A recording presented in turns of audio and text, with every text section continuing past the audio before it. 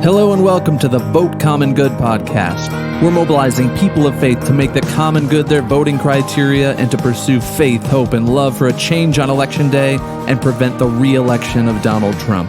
On today's show, Doug Pagitt talks with filmmakers Jesse Moss and Amanda McBaine. Their newest project, Boys State, follows 1,000 teenage boys attending a week-long summer camp where they build a representative government from the ground up. The film won the U.S. Documentary Competition Grand Jury Prize at the Sundance Film Festival. Pretty big deal. It's a fascinating, hopeful conversation. Let's get into it. Here's your host, Doug Pagitt.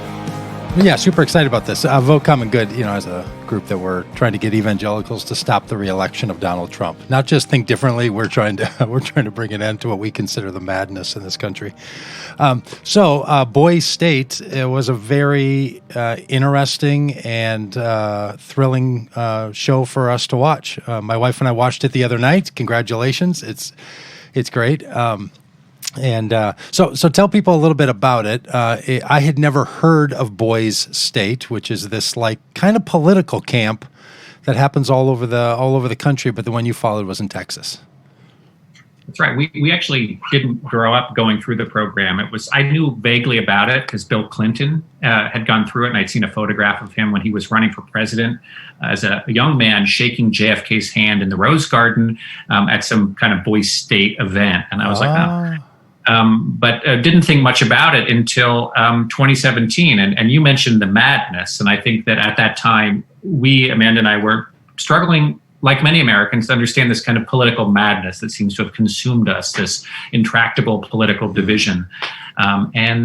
We read about Boys State in Texas. The boys that year had voted to secede from the Union. And this was kind of a playful but provocative and politically relevant gesture. Mm-hmm. And we thought, well, this is interesting. And also, this is an unusual space in American life because the program brings together people on the left and the right to actually talk to each other in the same room. And that seems really rare. So we thought maybe that's an interesting space to look at for us, just to kind of wrestle with these questions. And you're filmmakers, and I just learned that you're married, so that's sort of fun in its own right. But it strikes me that filmmakers like you, especially documentary filmmakers, like you look at the world through a really different lens, figuratively, I guess, and literally. Like you're thinking about how you could tell the story, how these moments that other people would hear about or notice, like you're thinking about that this is a story to be told. What was it about like a boys' political camp of 1,000 boys in Texas that felt to you like, hey, that's a story. There's something more to it than just the sort of the political moment, but as filmmakers thinking other people are going to see themselves in that story. Because I'll say I watched it and you accomplished it. I mean, I found myself in that story. I'm rooting for these kids, or for some of them more than others. But anyway, I found myself caught up in it. What was it that told you that this was story material? There are these curiosities you have about the world, and then there's, as storytellers, you're looking for people to kind of take you through them. And so I think this offered both. You could sort of study the health of democracy at the same time as we were going to be able to really get to know a couple teenage kids in Texas. And so I think, fundamentally, you're looking for transformation if you make a story, a film, right? And this, in conversation with the leadership of this program, they would constantly talk about how this week really changed people. And, part of us wondered or worried maybe that was just kind of program speak, but it ended up being very true in ways that we hadn't even really, we hoped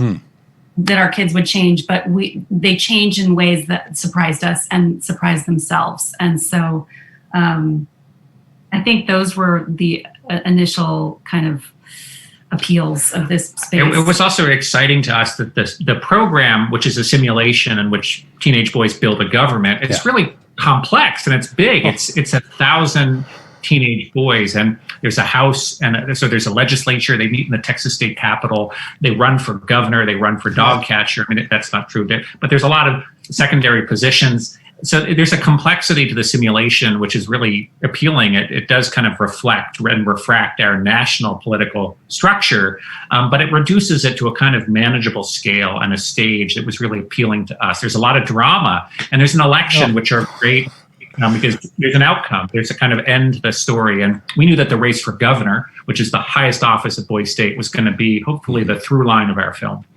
Yeah, and so for people who can't sort of piece this together, and I wouldn't have been able to had I not watched the film, it's 1,000 students or more, I guess, who come to this week. Is it a week long? Is that how long the camp went? I mean, it felt like you covered so much ground in a week, all these elections, and they have to, as you say, build a whole government and figure out how they're going to have all these. They're kind of learning the process of state government and all. So it's really kind of a deep dive for, I guess, they're juniors and seniors in high school. They look like something like that. Like it's sort of government class for the summer. I'm guessing it was during the summer, and you had to pick people to follow. Did you follow? And you ended up with great characters. I mean, some of these boys, their personalities were incredible. There's a few kind of self-revealing moments in them that are really tell you a lot about how people are encultured into thinking what politics is about. So it's really insightful to think about how, especially the conservative pressures of Texas lay on top of some of these kids. And one might think, as I was feeling, my politics don't fit so well with your typical Texas politics, right? But there's so much more to this story. There's so much more happening. How did you decide which people to follow? Or did you have a dozen film crews spread out across this 1,000 kids that are at this camp? No, we really did follow 4. Seriously, you just got that lucky that these kids were that great and their story was that riveting. Yes, some luck and some intentionality. We did spend about 3 months before the event searching Texas, all points Texas, for the people we were going to follow through. We knew we needed to find them before this event got started, because once it does, it goes very quickly and you cannot cast on the fly. So knowing we wanted to follow somebody from the beginning of this process to the end, we set out with our short list of criteria for what we were looking for. So we needed diversity of background, and we definitely needed diversity of political beliefs, because we wanted that tension, and we wanted to represent all points of the political spectrum. And we also needed them to be politically savvy, because we wanted them to have a chance to do well in this program.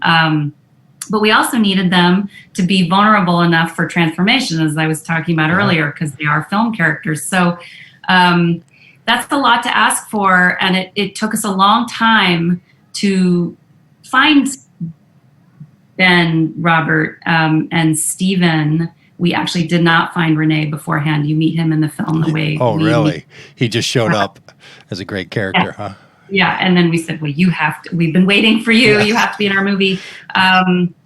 But I think the magic of this and the real luck of this movie is that they end up coming head to head with each other. So we found 4 characters that not only sort of do well in this space of Boise State, but they actually do confront one another. So you didn't ask them to, say, run for governor or run for the chief of the party or something? They just chose that on their own? You didn't know that going in?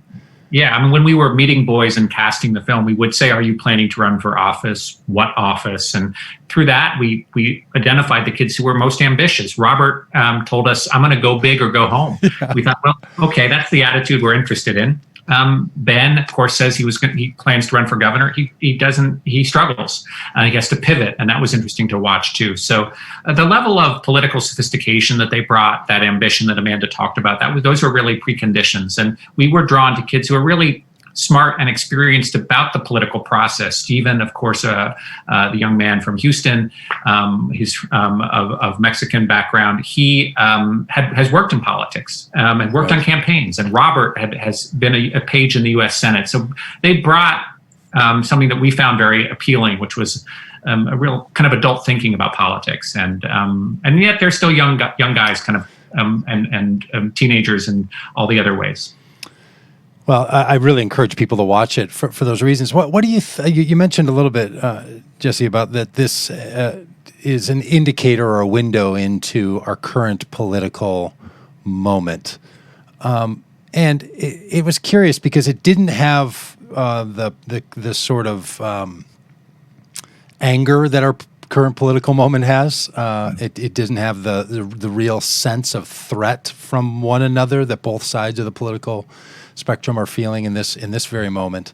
But what do you think this film says to adults who are really taking on these questions of how are we going to be as a government? Did you feel like there was a moment that really shined through? And without the film isn't overly preachy, or it's not like a lesson in civic engagement or anything. But I think for one, myself for one, am tempted to tune out a lot of the national conversation, which seems so corrosive and toxic, and I'm tired of hearing the same narratives over and over again. I mean, we have to engage to a degree, but I'm looking for a fresh way to engage and think about these questions and to think about our future. And I think this film, these young men, this story offers a way to do that.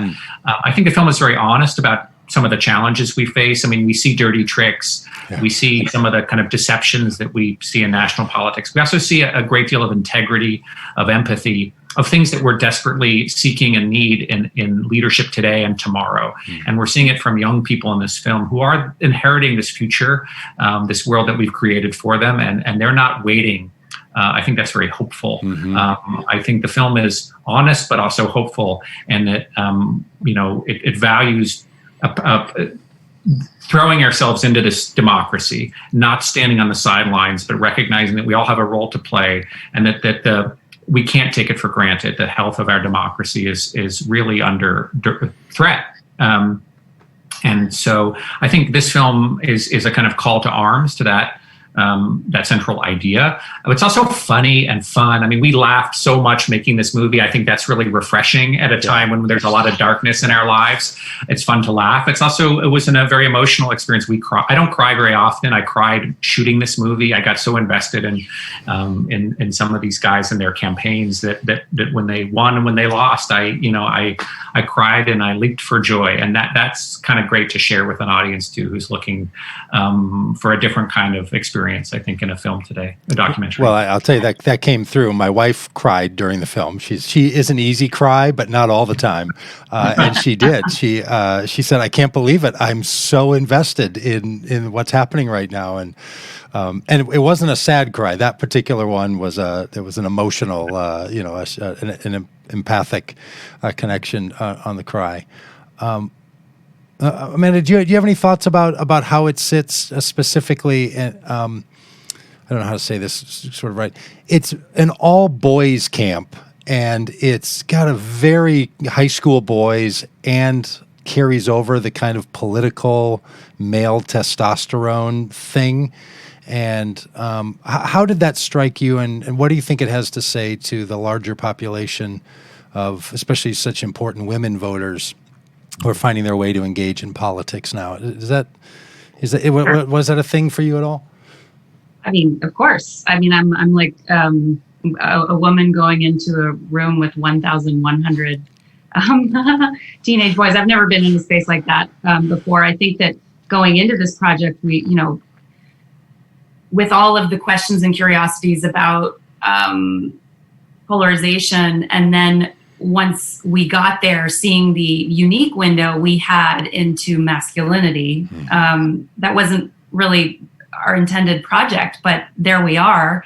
And that's something that's really interesting, not just in this film, but in a lot of it interests us and in a lot of our work. So I think to spend time with this group, in the era of Me Too and in discussions about toxic masculinity and everything else, yes, machismo did play into a certain part of the story, but I think, and in ways I sort of expected, kind of, I bring with it preconceived ideas about, I knew we'd see some Lord of the Flies behavior, but what really deeply moved me, and I think it shows up in the movie, is what I hadn't expected, which is this which is embodied in Stephen, really, is this other kind of masculinity, this sort of the empathy and the serve others, not yourself, and the listening and the one-on-oneness of his retail politicking, and the very fact that he could not only navigate this space that was primarily white and primarily conservative, but also that he did so well, and that he summoned them to follow him, and they went with him. And that to me was sort of extraordinary and kind of outside of the masculine feminine paradigm, and sort of just reminder that leadership, and this is not even a partisan issue, that leadership on that level that we're all craving of somebody like that, who can summon us to be hopeful and to be a bridge maker and to be, all these things that America can promise. I think that was an exciting and kind of unexpected journey. Yeah, I'd imagine. Is there a girl state? Is there a... Oh, yes. Sorry. That's the other piece of what I wanted to say. There is a girl state. Okay. We cannot wait to go there and make a film. Are you going to? Great. I mean, like a lot of things, these programs are not happening in person right now. And so, fingers crossed that when they do come back, we'll be there. And one of the young men in our film, Stephen, when he gets to the program in the beginning, he says, "Well, what about People's State? And yes. Have a program where there's boys and girls together." And I think this is the beginning of a project for us. We'd love to make. We hope to make Girls State. We plan to, and then People's State too would be interesting. Yeah, I mean, I've just started looking around a little bit at the long history, and you do a nice job at the beginning of showing people that some might recognize in national politics that have been a part of this boys' state. And I spent a lot of time thinking about politics. I didn't even know that sort of farm team of high school recruiting people up into politics was a thing. But obviously people are spending a lot of time thinking about it. I was curious, just knowing sort of how documentary film teams make an impact on the experience that the person they're recording is having. Do you think that you're following the people you followed? Did that impact that other people voted for them or supported them? Like you're coming up with a camera on your shoulder, or they've got a microphone on, or there's a boom over them.